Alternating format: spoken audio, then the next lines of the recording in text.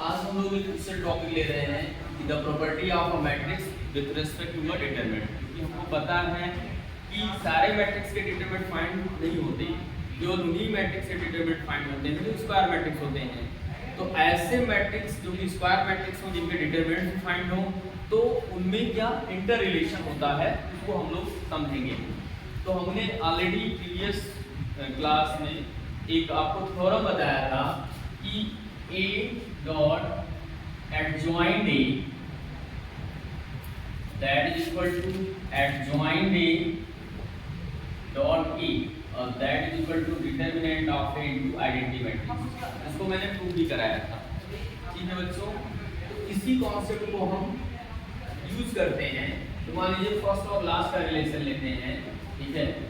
तो taking first and last, first and last value. तो यहाँ पे क्या हो जाएगा, E dot adjoint A that is equal to determinant of A into identity matrix, ठीक है।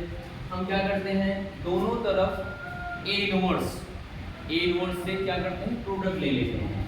तो A इनवर्स डॉट E और dot adjoint C that is equal to determinant of A into A inverse into identity matrix, ठीक है। और आपको ये चीज़ पहले ही मैंने बताया था कि किसी भी मैट्रिक्स और उसके इनवर्स का प्रोडक्ट हमेशा आइडेंटिटी मैट्रिक्स होता है। तो यहाँ पर क्या होगा बच्चों, यहाँ पर आइडेंटिटी मैट्रिक्स हो जाएगा और ये हो जाएगा आपका adjoint A that is equal to determinant of A। आपको पता है कि आइडेंटिटी मैट्रिक्स से किसी भी मैट्रिक्स को प्रोडक्ट करते हैं तो वही मैट्रिक्स फिर से मिल जाती है, यानी उसकी वैल्यू पर वैल्यू चेंज नहीं होती। यहाँ हो जाएगा हमारा A, ठीक है बच्चों।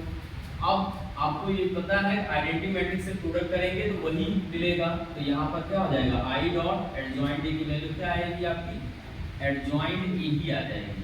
इधर हो जाएगा हमारा डिटरमिनेंट ऑफ A।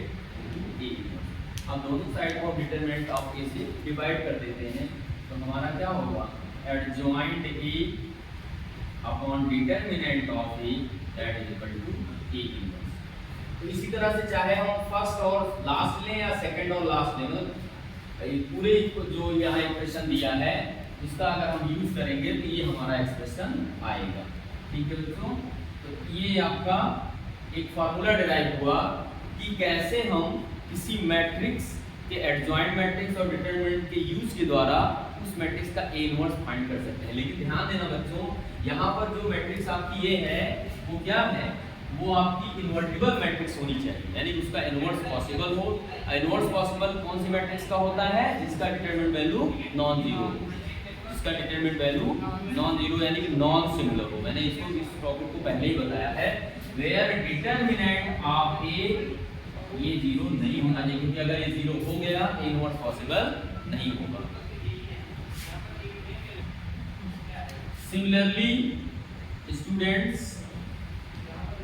सिमिलरली आप अगर सेकंड टर्म और लास्ट टर्म को लेंगे, सेकंड एंड लास्ट टर्म लेते हैं, तब भी हमारा लास्ट टर्म लेते हैं तब भी हमारा एक्सप्रेशन यही आएगा। यानी कि अगर हम एडजॉइंट A और डॉट A में दैट इज इक्वल टू आपका क्या है, determinant of A into identity matrix है, इनको सॉल्व करेंगे तो ऐसे ही हमारा क्या आएगा, A इनवर्स फिर से हमारा आएगा A inverse that is equal to adjoint A upon determinant. तो चाहे आप फर्स्ट और लास्ट को लें, चाहे सेकंड और लास्ट रिलेशन को लें, अल्टीमेटली हमारा रिजल्ट वही आ रहा है। तो ये आपका A इनवर्स फाइंड करने का बहुत इम्पोर्टेंट मेथड है। इवन प्रीवियस क्लास में मैंने एक मेथड A इनवर्स फाइंड करने का मैट्रिक्स में और भी बताया था, जिसको बोलते हैं एलिमेंट्री ट्रांसफॉर्मेशन मेथड, ठीक है। लेकिन वो थोड़ा सा उसमें प्रोसेस स्टेप्स बहुत ज़्यादा है, थोड़ा सा लॉन्ग मेथड है, लेंथी प्रोसेस है। ये थोड़ा सा उससे के कंपैरिजन में इजी गोइंग है। इसलिए अगर मेथड्स क्वेश्चन में ना दिया हो, अगर A इनवर्स फाइंड करने का मेथड ना दिया हो, तो आप इसी मेथड का यूज करके इनको फाइंड करेंगे। लेकिन ऐसा करने के पहले ये आवश्यक है, पहले आप ये देख लीजिए क्या वो इन्वर्टिबल है कि नहीं है।